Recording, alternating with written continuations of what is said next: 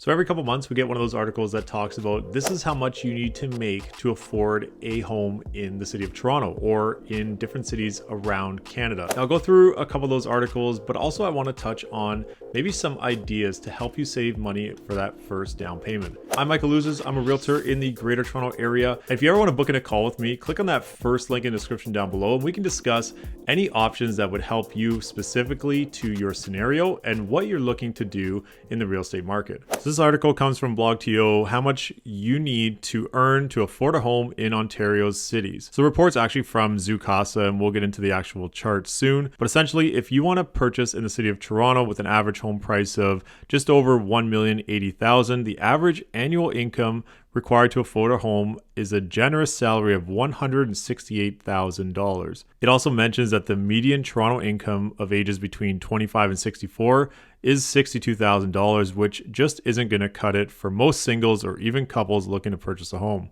And here's the chart that they're referencing, and you can see here Vancouver and Toronto, top of the list, no surprise there. Average income for a home, $168,000, average price, $1,080,000.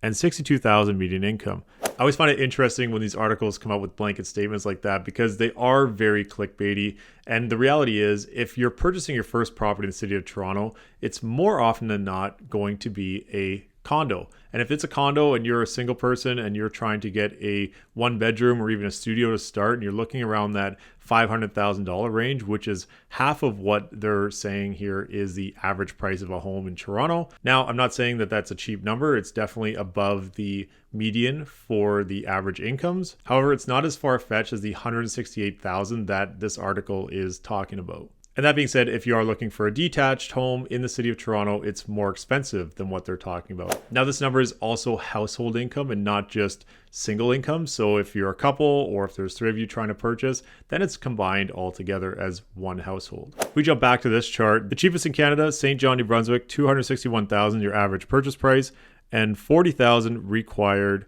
to purchase that.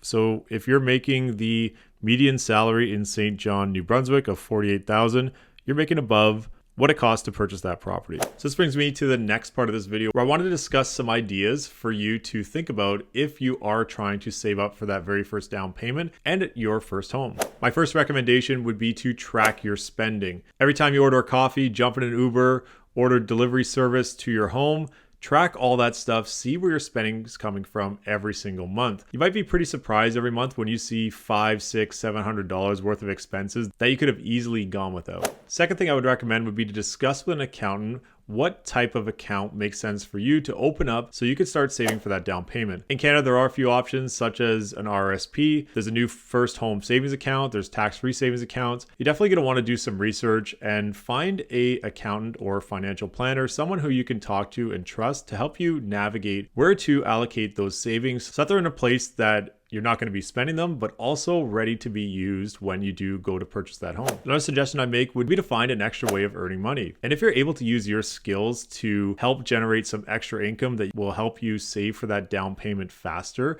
it might be an option for you. Last thing I'll say is to create a goal for yourself of how much you want to save. Now, if you're buying that very first property, the typical savings that you're going to want to have when making that purchase is somewhere between $25,000 and $50,000. The $25,000 would be your down payment because you're up to $500,000, and the rest would go to closing costs. Now, do remember you get some rebates when it comes to land transfer and things like that, but you also want to have a buffer so when you do move in and maybe the expenses are a little bit higher than either living at your parents or what you're currently paying in rent, keep in mind you are paying a mortgage down at that point. That also might require you to move outside of the city of Toronto or be a little more flexible on the property that you're looking at.